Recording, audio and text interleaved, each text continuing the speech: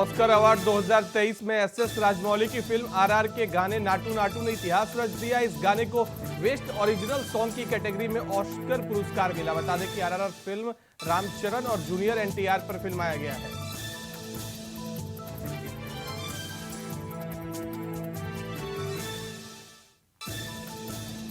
PM Modi ने नाटू नाटू को golden globe award मिलने पर बधाई दी। उन्होंने ट्वीट करके कहा कि नाटू नाटू की लोकप्रियता वैश्विक है। यह एक ऐसा गाना होगा जिसे आने वाले सालों तक याद रखा जाएगा और इस सम्मान के लिए पूरी टीम को बधाई हो। वहीं पीएम मोदी ने द एलिफेंट विस्पर्स को भी ऑस्कर मिलने पर बधाई दी।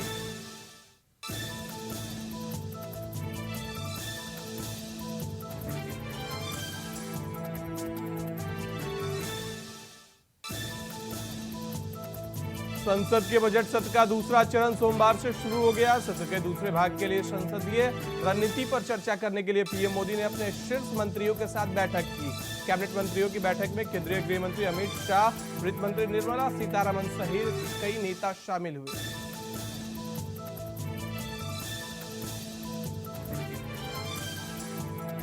राज्यसभा में पीयूष गोयल ने राहुल गांधी के बयान का मुद्दा उठाया और कहा कि बड़े शर्मनाक तरीके से एक विपक्षी नेता ने विदेश में जाकर भारत की न्यायपालिका, सेना, चुनाव आयोग और सदन का अपमान किया। विपक्षी नेता ने गलत आरोप लगाए हैं। उन्हें सदन में आकर देश के लोगों से माफी मांगनी चाहिए।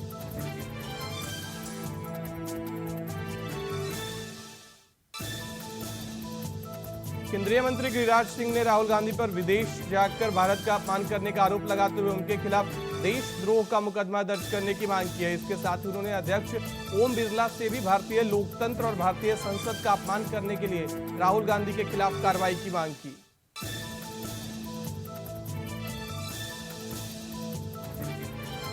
रक्षा मंत्री राजनाथ सिंह ने लोकसभा में कहा कि राहुल गांधी ने लंदन में जाकर भारत की गरिमा को गिराया है। उसका पूरा सदन के सामने खंडन होना चाहिए। राहुल माफी मांगे। हम उनके बयान की कड़ी निंदा करते हैं।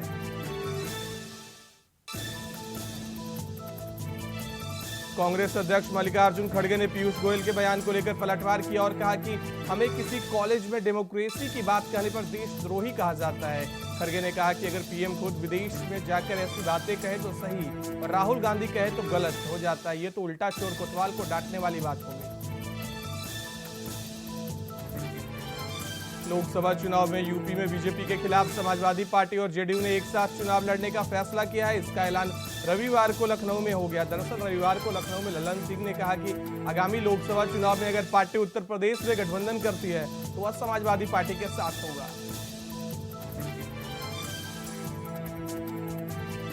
दिल्ली में विधायकों की सैलरी में 67% की बढ़ोतरी की गई है। विधायकों को हर महीने 90,000 रुपए मिलेंगे। अभी तक विधायकों को 54,000 रुपए मिलते थे। वहीं मुख्यमंत्री का वेतन अब बढ़कर 1,70,000 रुपए प्रति महीने हो गया है।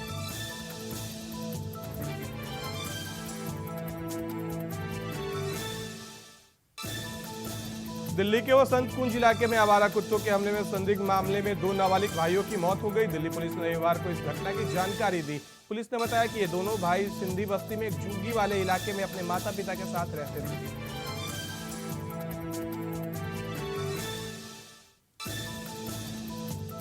वन रैंक वन पेंशन नीति के तहत पेंशन भुगतान के मामले में सुप्रीम कोर्ट ने सोमवार को एक बार फिर सख्त रवैया अख्तियार किया और स्पष्ट किया कि ओआरओपी बकाये के भुगतान को लेकर 20 जनवरी को जारी किया गया नोटिफिकेशन वापस लेना होगा।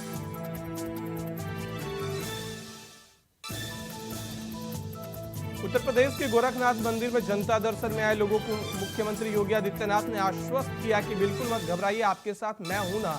किसी को भी चिंता करने की आवश्यकता नहीं है। सबकी समस्या का समाधान हर हाल में किया जाएगा।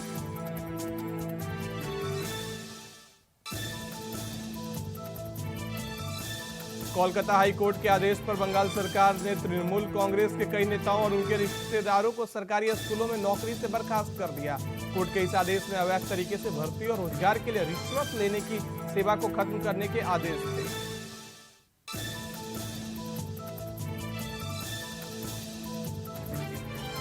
जालौन उड़ई कोतवाली के बघोरा बाईपास पर पैसे के लेन देन को लेकर 2 पक्षों में जमकर मारपीट हुई। मारपीट में महिलाओं, बच्चों समेत युवकों में जमकर लात घूंसे चले, जिसका वीडियो सोशल मीडिया पर वायरल हो रहा है। मामले में दोनों पक्षों के 11 लोगों पर केस दर्ज किया गया है।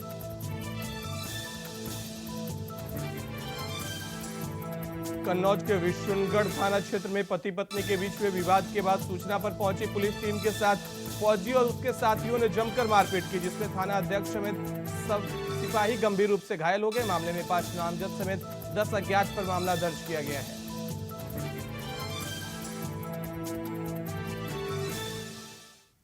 कन्नौज में कोल्ड ड्रिंक कंपनी के कुछ कर्मचारियों से विवाद के बाद दबंग युवकों ने जमकर उत्पात मचाया। पुलिस के सामने युवकों ने कर्मचारियों को दौड़ा कर पीटा। इतना ही नहीं, कुर्सियों और अन्य सामान भी तोड़ दिया। मारपीट का वीडियो सोशल मीडिया पर जमकर वायरल हो रहा है।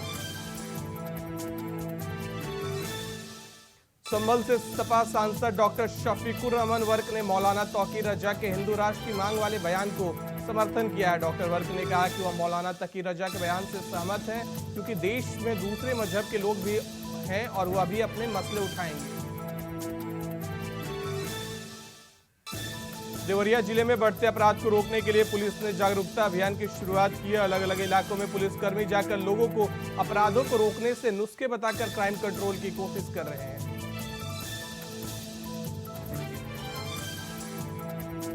मुरादाबाद में पुलिस और गौ तस्करों के बीच हुई मुठभेड़ में एक 25,000 का इनामी गोली लगने से घायल हो गया। मुठभेड़ में एक सिपाही भी गोली लगने से घायल हो गया। घायल हुए बदमाश का नाम नाजिम है। नाजिम पर 25,000 का इनाम घोषित था।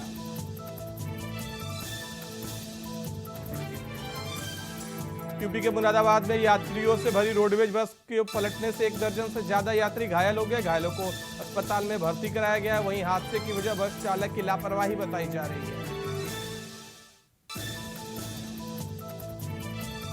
रायबरेली में कार सवार युवकों की दबंगई देखने को मिली। दबंगई करने वाले बजरंग दल के कार्यकर्ता बताए जा रहे हैं। कार सवार इन दबंगों ने बीच सड़क पर पुलिस की मौजूदगी में एक पिकअप चालक को जमकर पीटा।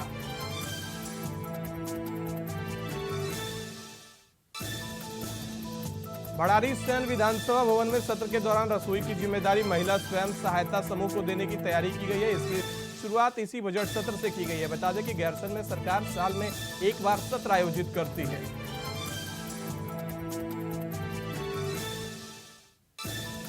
मुख्यमंत्री पुष्कर सिंह धामी बजट सत्र से पहले सुबह मॉर्निंग वॉक पर निकले। इस दौरान सीएम धामी ने लोगों से मुलाकात की और संवाद किया। बता दें कि मुख्यमंत्री ने सबसे पहले भड़ारी सैन विधानसभा में सूर्य नमस्कार किया। इसके बाद अधिकारियों के साथ भ्रमण किया। उत्तराखंड की ग्रीष्मकालीन राजधानी भड़ारी सैन में आयोजित विधानसभा बजट सत्र में बद्रीनाथ विधायक राजेंद्र सिंह भंडारी शामिल नहीं हो पाएंगे। उन्होंने अपने सोशल मीडिया अकाउंट से जानकारी दी। डॉक्टरों ने उन्हें 1 महीने के आराम की सलाह दी है।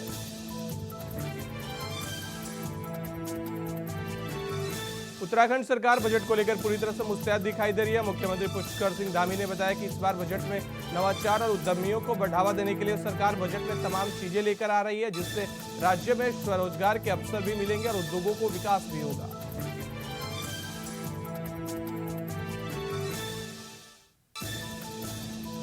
दो हजार ही इंडिगो एयरलाइन की एक फ्लाइट को पाकिस्तान के कराची में इमरजेंसी लैंडिंग कराई गई। मेडिकल इमरजेंसी की वजह से फ्लाइट की इमरजेंसी लैंडिंग कराने का फैसला किया गया। एयरलाइन ने जानकारी दी है कि विमान में सवार एक यात्री की मौत हो गई।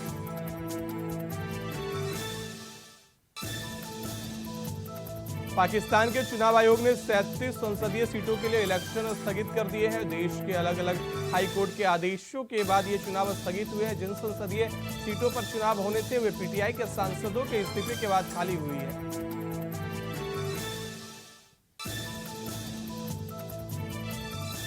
पाकिस्तान के पूर्व प्रधानमंत्री इमरान खान का अपने मुल्क के हालात का बयान करते हुए दर्द छलक आया है। उन्होंने भारतीय टीवी चैनलों का उदाहरण देते हुए कहा कि भारत के टीवी चैनलों को देख लो, वो कैसे पाकिस्तान के हालात का मजाक उड़ा रहे हैं। इमरान ने कहा कि भारत के चैनल खुशी से ऐलान कर रहे हैं कि पाकिस्तान तबाही की ओर बढ़ रहा है। ऑस्ट्रेलिया में हिंदू मंदिरों पर हमले के मामले हाल के समय में काफी बढ़ गए। इसी बीच अब भारतीय उच्चायुक्त समेत कई लोगों को जान से मारने की धमकी दी गई है। खालिस्तानी अलगाववादी संगठन सिख फॉर जस्टिस का मुखिया गुरतपंत सिंह ने वीडियो जारी कर इन लोगों को धमकी दी है।